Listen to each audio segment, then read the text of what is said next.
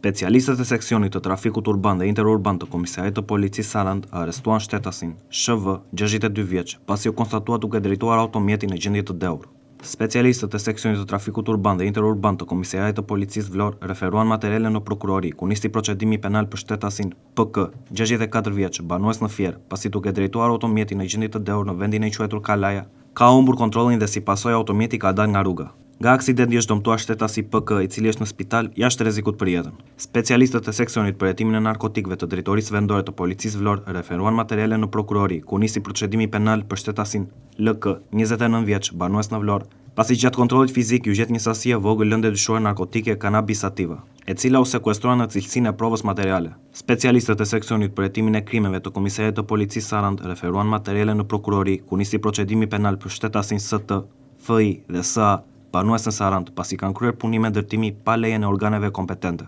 Materialet procedurale ju referuan prokurorisë së Vlorës dhe të Sarandës për veprime të mëtejshme.